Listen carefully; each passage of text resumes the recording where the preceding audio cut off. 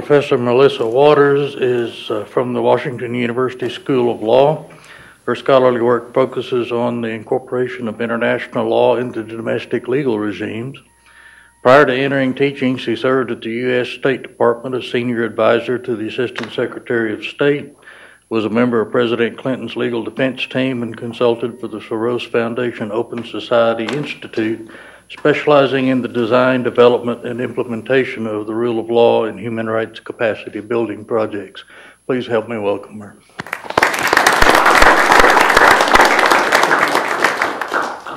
Thank you so much. I'd like to also thank the organizers of the symposium. Bryce, thank you for your wonderful introduction this morning, really very inspirational, and to Barbette for your great help getting us all here and keeping us in line. And of course to my dear friend Janet Levitt. I'm always thrilled when I get an invitation to the University of Tulsa. I've been here, I think, a couple times before, in part because I grew up just around the corner in northwest Arkansas, about an hour and a half from here. And when I was growing up, Arkansas, this was pre-Walmart, so it was, you know, a bunch of little cow towns strung together. And so for us hillbillies over in Arkansas, you Tulsans were the big city sophisticates. And so every once in a while, my folks would toss us in the truck, not really, but toss us in the car, drive us over here, and we would get to visit the big city. And childhood biases die hard. I still think of Tulsa as the big city. And so my mother and my sister and I are going to Utica Square tomorrow, which I am convinced is a shopping mecca that rivals the great shopping districts of New York or Chicago or Atlanta.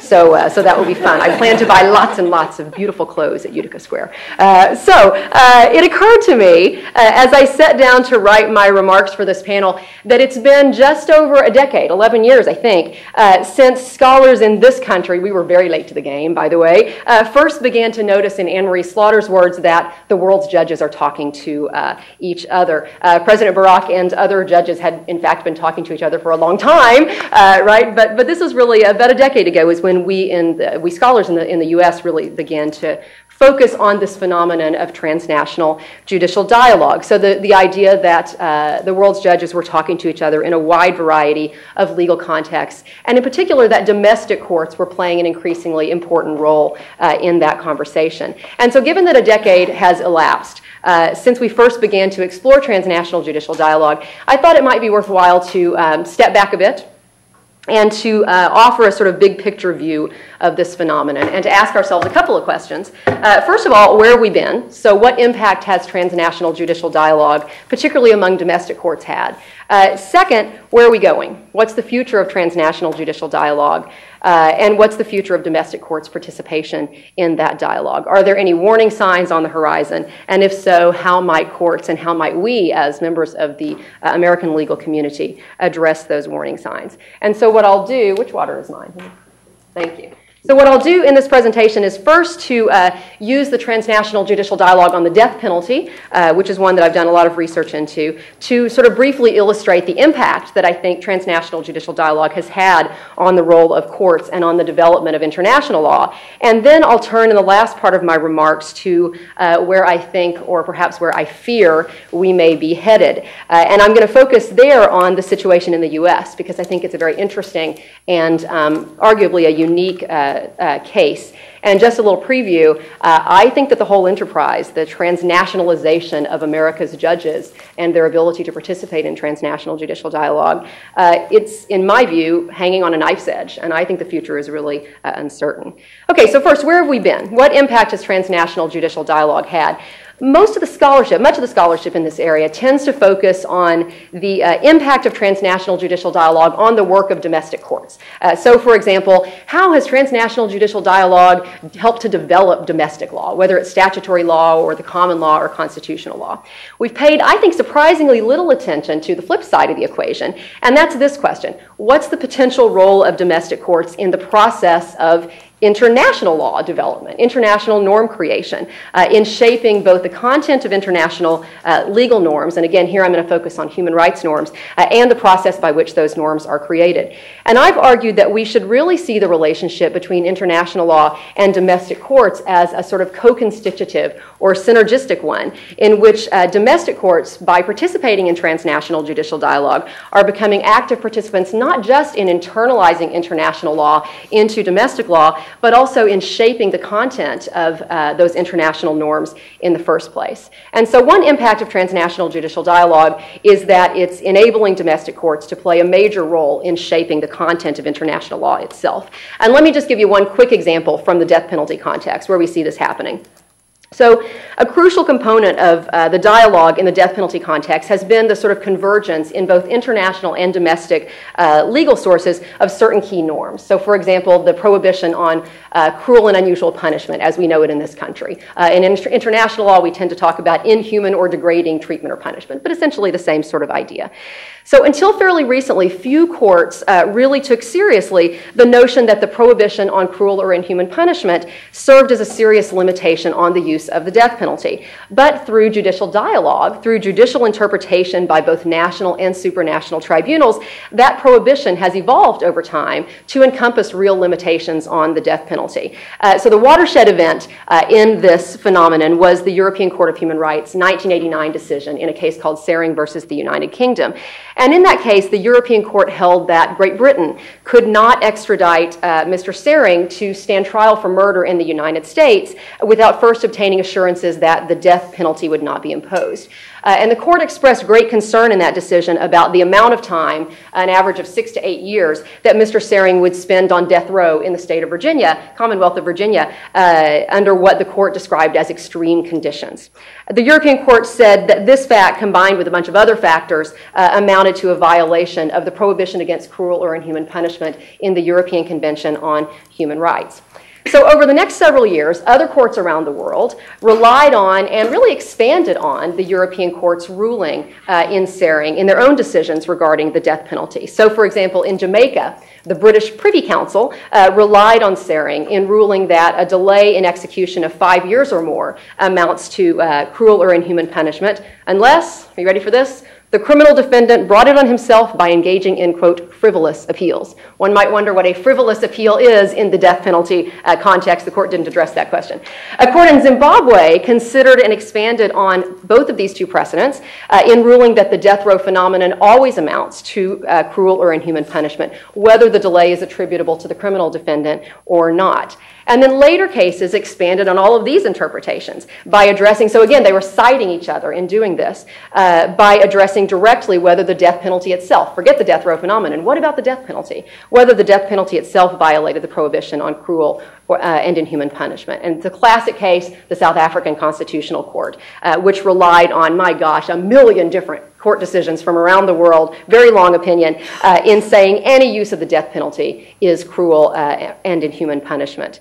So the European Court of Human Rights really kicked off this dialogue, offering its interpretation of this norm, but it was domestic constitutional courts who were interpreting domestic constitutional law who really expanded on the content of this international law norm through the use of dialogue.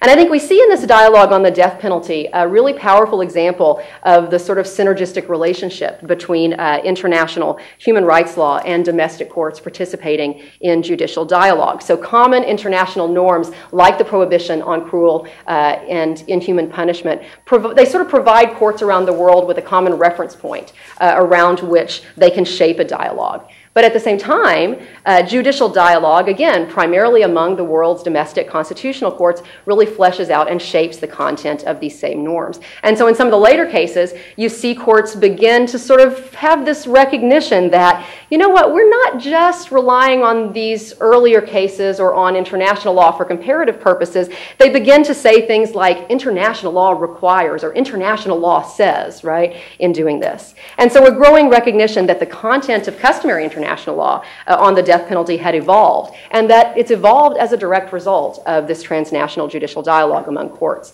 And so that's the first impact of transnational judicial dialogue, the sort of growing influence of domestic courts in creating and shaping international human rights law. Perhaps the most profound impact of transnational judicial dialogue, one of the ones I find most interesting at least, has been its transformative impact on judicial identity, on the way in which domestic constitutional courts, domestic judges conceive of, think of their developing roles as transnational actors. We've seen, I think, a real sea change in the way in which many domestic judges view themselves. So from domestic actors who are concerned primarily with the domestic sphere, owe a great deal of deference to political actors in the international sphere, to true transnational actors who are more than capable of participating in and legitimately participating in the development of the international human rights legal regime. I think this is, hopefully this echoes, I think, Lorraine's earlier comments this afternoon. So in essence, domestic courts are sort of fashioning for themselves a new identity as key mediators between international human rights law and their own domestic legal systems. Let me give you just one example, a fascinating example of this transformation in judicial identity in the death penalty context comes from the Canadian Supreme Court. So in 1991, the Canadian Supreme Court faced an extradition case that was very similar to the European Court of Human Rights case in Sering, which had just been 2 years earlier. The Canadian court, though, disagreed with the European court's ruling. It said the Canadian Minister of Justice could extradite a suspect to stand trial for murder, to the United States to stand trial for murder without first seeking assurances that the death penalty would not be imposed. And the Canadian court in this early case envisioned a pretty narrow role for itself in ruling on extradition cases. It said extradition involves interests and complexities with which judges may not be well equipped to deal. The court must be extremely circumspect to avoid undue interference with an area where the executive is well placed to make these sorts of decisions. So the sort of deference to the political branches that I think was driving Owen crazy this morning in talking about the terrorism cases. So for the next 10 years, though, a bunch of other courts came in, they weighed in on this. They looked at Sering, they looked at the Canadian court case, and they said, hey, Canadians, you got it wrong, right? They agreed with the European court. One court after another adopted the Sering approach and rejected the Canadian rationale. And so 10 years later, facing almost identical circumstances, the Canadian Supreme Court unanimously reversed its position, this time saying extradition to face the death penalty does violate Canadian law. And the Canadian Supreme Court, in doing this, discussed in considerable detail all of the foreign precedent and practice that had developed in the 10 years since its first decision. And it described this as evidence of what it said was an international trend against the death penalty. It relied very heavily on the reasoning of the South African Constitutional Court regarding the proper role of the judiciary in these kinds of cases. It said, especially where individual rights are concerned, Canadian courts share the duty prescribed by the Constitutional Court of South Africa in declaring unconstitutional the death penalty in that country. It's a duty vested in the courts to interpret the Constitution and to uphold its provisions without fear or favor. And the Canadian Supreme Court concluded that while deference to the executive branch is important in extradition cases and generally, it said the availability of the death penalty, like death itself, opens up a different dimension. This is an area of human experience that falls squarely within the inherent domain of the judiciary as guardian of the justice system. And so I think this example from the Canadian Supreme Court is representative of a broader and extraordinarily important trend among courts who are participating in transnational judicial dialogue, not only on the death penalty, but I think on other human rights issues as well. As that dialogue expands, I think we're really seeing a transformation in judicial identity as some courts move from a sort of narrow, kind of nationalist conception of the judicial role, characterized by deference to the executive branch, concern about protecting a state's prerogatives in foreign relations, to a much more expansive internationalist conception of the role, in which courts, through judicial dialogue, come to view their roles as protectors of individual human rights, regardless of national boundaries or citizenship. And so this transformation in judicial identity is another, I think, extraordinarily important impact that transnational judicial dialogue has had on domestic courts. And then third, let me briefly mention one important impact that transnational judicial dialogue has had for the world's common law courts. So for common law courts, it's profoundly, their participation in transnational judicial dialogue has profoundly transformed the process by which, the methods, the means by which these courts incorporate international human rights law into domestic law. Okay, so here's the issue. This takes a little bit of explaining. Judges, common law courts included, They're becoming increasingly internationalist as a result of transnational judicial dialogue. They really like being able to say, gee, we've got this human rights issue. Are there any treaties we might want to look at? Oh, look, here's the International Covenant on Civil and Political Rights. We should maybe consider that, and we should maybe use that in our work. Okay, here's the problem that they have. Common law countries historically were considered strictly dualist. What does that mean? That means that, so let's say the Australian, in Australia, Australia had signed and ratified the International Covenant on Civil and Political Rights, right? Has obligations under international law to comply with it, but because Australia was a dualist country, historically what that means is the Australian courts can't actually rely on that treaty in their own work until the Australian legislature actually passes legislation implementing that treaty, okay? That's what a dualist, that's what it means to be dualist. So the bottom line for common law courts, and this would include the US courts for slightly different reasons, for courts who want to engage in judicial dialogue on human rights issues with their foreign counterparts, this dualism presented a real obstacle, right? The major international human rights treaties, as we said, serve as terrific sort of common points of reference for these courts, but legislatures in common law countries didn't tend to pass implementing legislation for them. So how did common law courts, how have they dealt with this dualism obstacle? Well, what we're increasingly seeing in the common law world is what I describe as a phenomenon that I describe as creeping monism. Creeping monism, what does that mean? Essentially means that using a variety of interpretive methods, common law courts are abandoning or at least eroding this really pretty strict dualism that they had adhered to throughout their history. And instead are increasingly finding ways to rely on these treaties, even if they've not been legislatively incorporated into their legal systems. So in effect, they're finding ways to sort of judicially incorporate treaties into the domestic legal system. And in doing this, they're acting more and more, in my view, although I know President Bragg disagrees with me on this, we talked about this over lunch, they're acting more and more like courts in more monistic legal systems. And their approaches really run the gamut. So at one end of the spectrum, so when they're doing this, at one end of the spectrum are courts who say, okay, we've got to decide whether the death penalty is constitutional or not. Let's look at our own constitutional law. Yeah, we find that this is cruel and unusual punishment.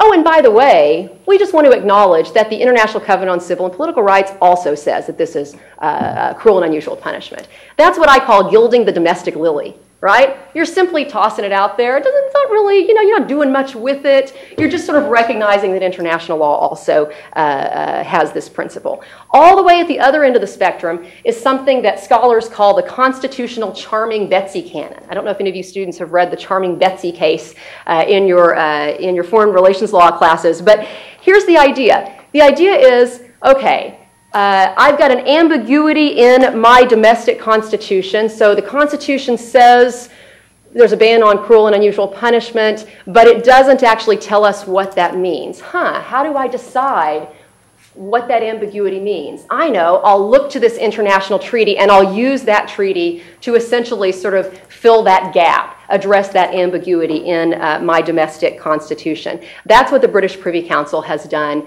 in the Commonwealth Caribbean. So hopefully you can see that that's way, way further to that side of the spectrum, right? Middle ground position, Canadian court has adopted this sort of middle ground contextual constitutional interpretation approach. Lorraine talked a lot about the Canadian court, so I won't belabor that. But bottom line though, common law court's adoption of these sort of creeping monism, interpretive incorporation techniques are, I think, really a direct result of transnational judicial dialogue. They tend to talk about the fact that other common law courts around the world, well, they're eroding strict dualism, and so we can do that as well. We can find ways to rely on these international treaties as well. So again, another important impact, I think, of transnational judicial dialogue. Okay, the last impact I want to mention, and this also gets us into what's the future of transnational judicial dialogue, and it's the one that I'm really focused on lately, is the political backlash. So we began the day by talking law and politics with Owen's presentation, and so let's end it here as well. I'm sure you all know at least a little bit about the political backlash here in the United States. You'd have to live under a rock if you're a lawyer not to know about this. Let me just tell you a little bit about it. So what political backlash have we seen in the U.S.? And so I'm talking about a political backlash to the Supreme Court's, other courts, but particularly the Supreme Court's use of foreign authority, foreign law, international law, whatever you want to call it, in constitutional interpretation, in adjudicating the rights of American citizens under the U.S. Constitution.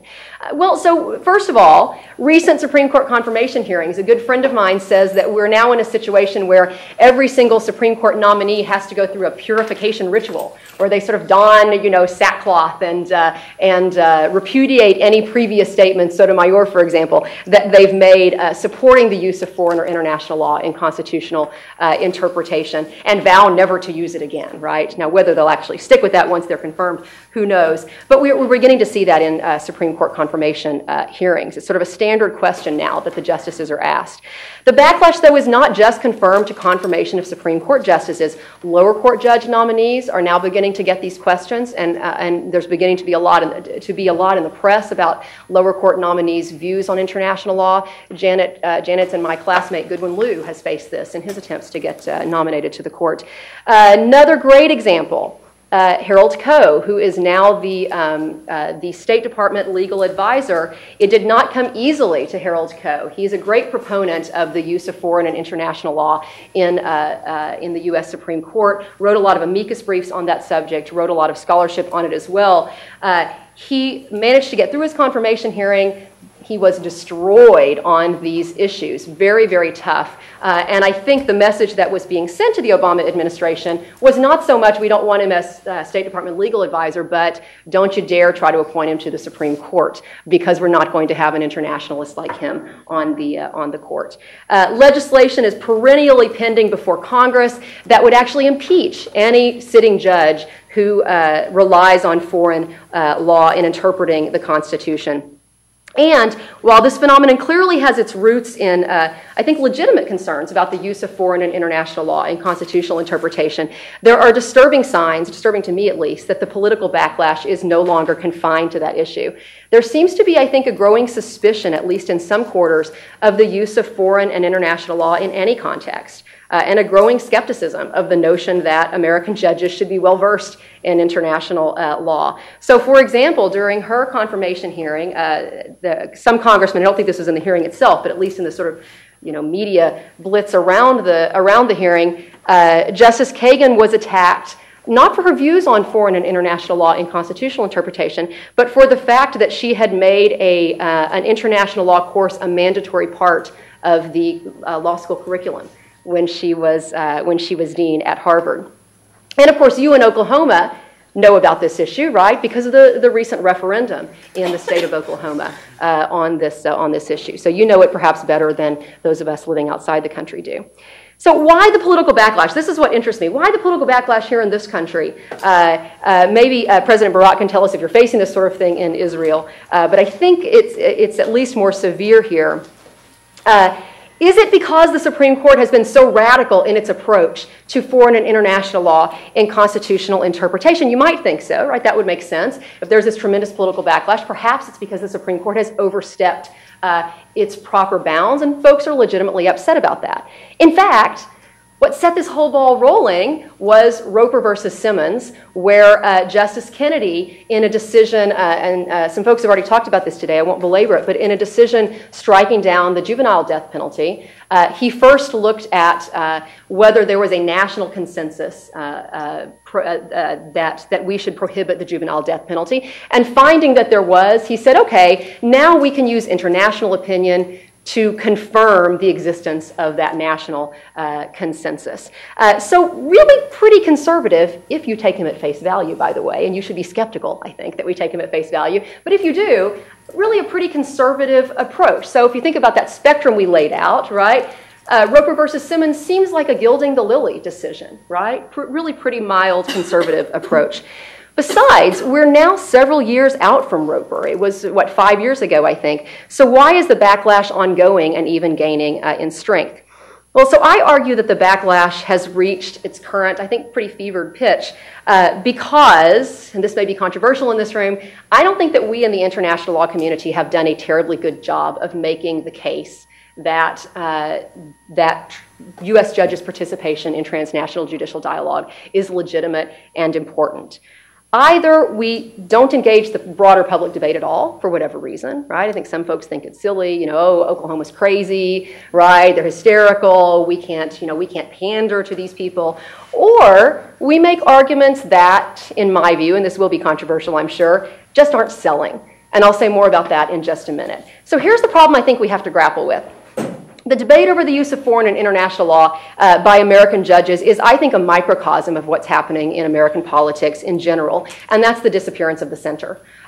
So when I think about how this issue is playing out, I'm reminded of that old CNN program. Some of the students here won't remember this, but the older folks will. Crossfire. You remember this show? So you had, you know, Pat Buchanan on the right and Michael Kinsley on the left, and they would toss them the hot political issue of the day, and they would bat it back and forth, and they'd yell and scream at each other. And at the end of an hour, you know, they'd sort of, you know, yell for an hour.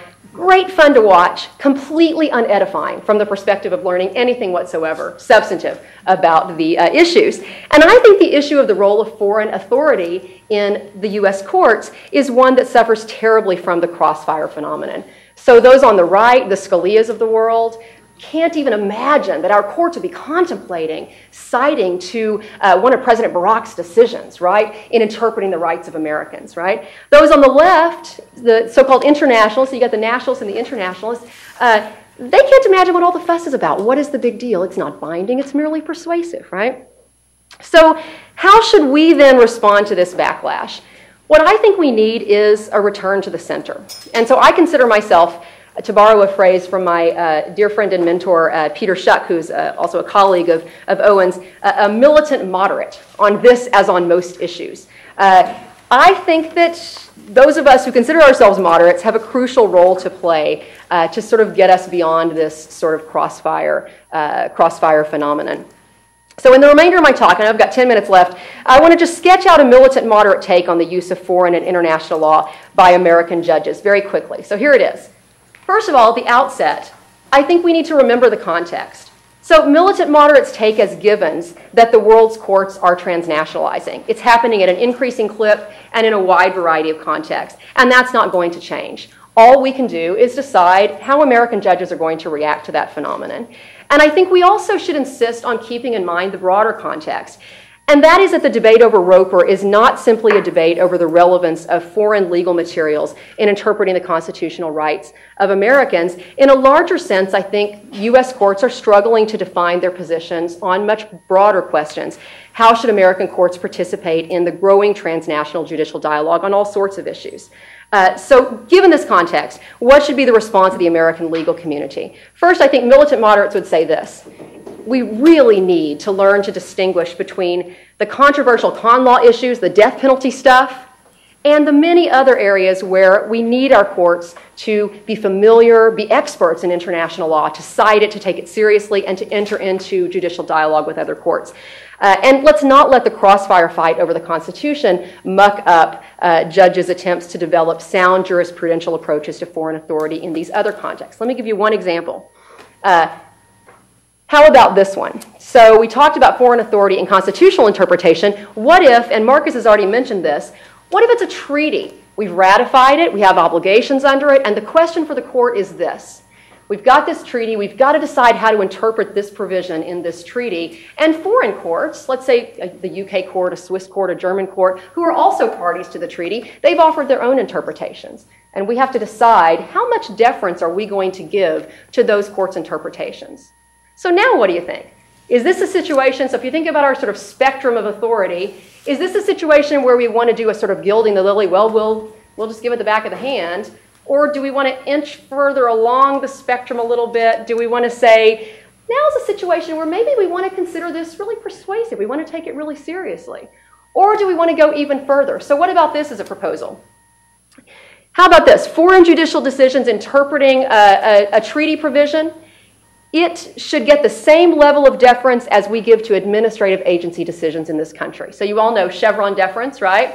Administrative agency deference. So in other words, if we've got a foreign court who's interpreted this treaty, we will accept that interpretation as the correct one, even if if we'd been deciding it in the first instance, we would have come to a different conclusion.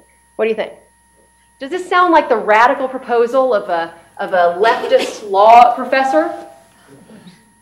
It was actually Justice Scalia's view. Justice Scalia's view.